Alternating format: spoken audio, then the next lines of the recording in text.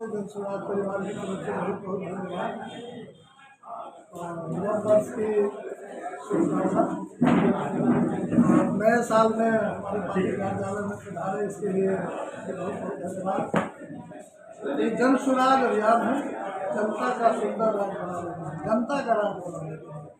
तो जनता का राज बनाने के लिए जब तक जनता को तैयार नहीं किया जाएगा तो जनता का राज नहीं बन सकता। कोई एक नेता, कोई एक पार्टी, कोई एक जाति चाहेगी कि हम सुंदर राज की कल्पना करें, ये बेईमानी है। इसीलिए जनस्वराज के जो सूत्रधारक है प्रशांत किशोर जी पिछले 26-27 महीनों से गांधी आश्रम भिखरवा से जो पदयात्रा शुरू की अब तक जारी रखे हुए हैं और अभी तक वो घूम घूम करके देख रहे हैं कि जनता की मूलभूत समस्या क्या है, उसमें क्या सुधार की आवश्यकता है और सुधार के लिए किन किन लोगों को तैयार होने की आवश्यकता है। ये अभियान हम लोगों का चल रहा है। दूसरा अभियान हम लोगों का है कि जनस्वराज ने 5 संकल्प लिया है। पहला, हम जनस्वराज की पूरी परिकल्पना की अवधारणा है कि हम बिहार से 243 सभी जाति मजहब धर्म के लोगों को निकाल कर चलाएंगे 2025 में।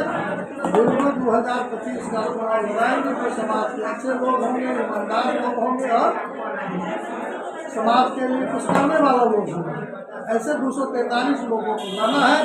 जब तक वो 243 लोग समाज से छन के नहीं आते हैं जो अच्छे होंगे, नेक होंगे, कल्पना करना बेईमानी है। एक फेज हमारा है। दूसरा फेज है हमारा कि अगर हमारी व्यवस्था बिहार में बनती है तो हम पहला संकल्प हमारा है कि हम बनने के साथ प्रथम साल में 5 संकल्प को पूरा करेंगे।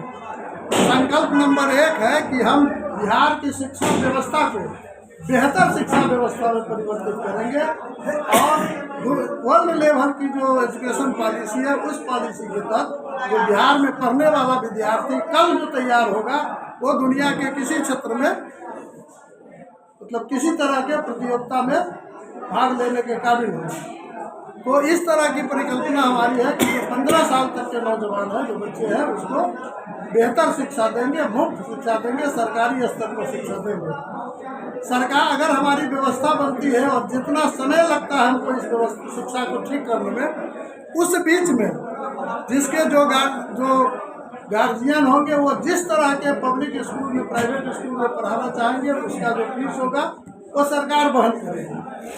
दूसरा है कि 15 से 45 साल के जो नौजवान हैं जो रोजी रोजगार के लिए बिहार के अन्य प्रदेश, बिहार के बाहर अन्य प्रदेशों में धक्का और ठोकर खाने के लिए मजबूर है, हमारी व्यवस्था बनने के साथ अगर जो पिछले 2025 के छठ दिवाली में जो लोग प्रदेश से अपने स्वदेश लौटेंगे, अपने घर लौटेंगे छठ दिवाली मनाने के लिए, अगर हमारी व्यवस्था 25 में बनती है उसको मजबूर नहीं होने दिया जाएगा प्रदेश में रोजी रोजगार के लिए जाने के लिए, उसकी गिरावट की जाएगी।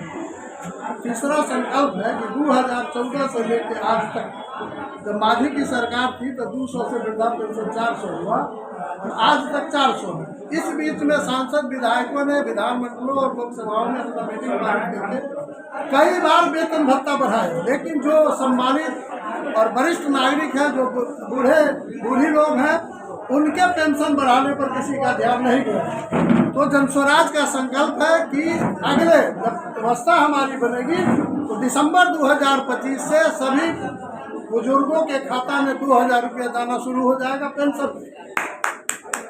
चौथा संकल्प है कि जो महिलाएं हैं बिहार में, चाहे किसी की सरकार बनती है उसमें सबसे बड़ा योगदान महिलाओं का होता है। महिलाओं को महिला मंडल चाहे जितना कर दिया जाए, चाहे सरकार जो भी भाषण कर लिया जाए करे, लेकिन अभी तक महिलाओं के लिए महिला को भी आगे बढ़ाना है, महिला को भी स्वावलंबी होना है, उसको भी आत्मसम्मान के साथ जीने का अधिकार है, महिला को भी समाज में बेटा और बेटी को बराबर का अधिकार है। ये मेंटलिटी आज तक ये सरकारी स्तर पर आज तक 77 साल की आज़ादी के बाद नहीं तैयार हो सकी। तो जनस्वराज का संकल्प है कि हमारी व्यवस्था बनेगी तो जो महिलाएं उद्यम करना चाहती है, रोजी रोजगार करना चाहती है, स्वावलंबन होना चाहती है, अपने पैरों पर खड़ा करना चाहती है, जिस तरह का रोजी रोजगार करना चाहती है, जनस्वराज की सरकार उसके लिए 1 से 20 लाख तक के आर्थिक सहायता की व्यवस्था पांचवा संकल्प हम लोगों का है कि आप सभी लोग देखते हैं कि मनरेगा योजना चल रहा है। यूपीए 1 की सरकार बनी थी मनमोहन सिंह के नेतृत्व में, उस समय मनरेगा बना, फिर मनरेगा हुआ। मनरेगा में रोजगार, मतलब मनरेगा से मजदूरों को रोजगार देना प्लान रोकना, लेकिन मनरेगा जो है बिचौलियों का भेंट चल गया है। अब जो लोग दिल्ली, पंजाब, असम, बंगाल बाहर रहने वाले मजदूर हैं, उसके खाते पर पैसे भेजे जाते हैं। उसको खाते पर 10,000 गया तो 1,000 छोड़ करके 9,000 बिचौलिए लोग वापस लेते हैं। तो जन स्वराज का संकल्प है कि खेती बिहार और देश, प्रदेश और सीतामढ़ी जिला के लोगों की खेती जीविका का सबसे बड़ा साधन है। 75% से अधिक लोग खेती पर जीते हैं, जिसका पेट खेत पर चलता है। और आज खेती घाटे का सौदा है। सीतामढ़ी नेपाल के बॉर्डर पर बसा होने के कारण अगर नेपाल में अभी रात में वर्षा हो जाए तो कल गेहूं का फसल आपके घरों में आ जाएगा तैयार होकर के, इसकी गारंटी नहीं है। तो 77 साल की आज़ादी के बाद जीविका का मुख्य साधन खेती रहते हुए भी खेती अपेक्षित है। सेंट्रल गवर्नमेंट और स्टेट गवर्नमेंट के द्वारा, चाहे कांग्रेस की सरकार हो, चाहे बीजेपी की हो, चाहे लालू जी की हो, चाहे नीतीश जी की हो। तो जन स्वराज ने संकल्प लिया है कि हमारी व्यवस्था बनेगी। तो मनरेगा में जो लूट मचा हुआ है, मनरेगा योजना से घाटे की खेती को पाटने के लिए हम मनरेगा से किसानों को मजदूर उपलब्ध करवाएंगे। ये 5 हमारा संकल्प है।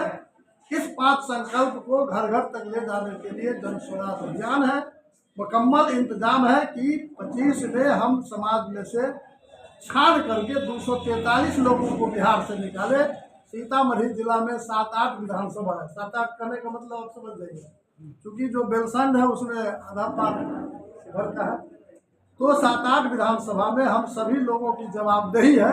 इस जिला में 7-8 अच्छे लोग जो समाज के लिए कुछ करना चाहे। आज समाज में सभी जाति धर्म में अच्छे लोगों की कमी नहीं है। अब जो वातावरण है, उस वातावरण से उभरने की जरूरत है। जन स्वराज का संकल्प है, अगर अच्छे लोग आर्थिक रूप से कमजोर होते हैं तो जन स्वराज आर्थिक मदद करके वैसे लोगों को चुनाव लड़ा करके विधानसभा में भेजेगी। जब अच्छे लोग जीत करके जाएंगे, बाकी जो सवाल है बिहार का भ्रष्टाचार का सवाल, भ्रष्टाचार की गंगोत्री जो है वो दिल्ली और पटना से बहती है। अगर दिल्ली पटने में अच्छे लोगों को भेज दिया जाए, वहाँ ईमानदार लोगों को भेज दिया जाए, वहाँ से जो सेटअप होता है ब्लॉक लेवल तक, जिला लेवल तक, कमिश्नरी लेवल तक पदाधिकारी, चाहे सिविलियन हो, चाहे पुलिस वाले लोग हों, यही लोग मुख्य रूप से भ्रष्टाचार को बढ़ावा देते हैं। और बढ़ावा देने में जिम्मेवार है जो लोग वहाँ से सेटअप करते हैं, वो लोग भ्रष्टाचार का सहारा लेके करते हैं। जब अच्छे लोग समाज के बीच से जाएंगे तो अच्छी व्यवस्था होगी। इन बीमारियों का स्वतः ही इलाज हो जाएगा। बहुत अच्छा। तीसरी बार जिला परिषद के सदस्य हैं और अभी फिलहाल जन स्वराज के जिला अध्यक्ष।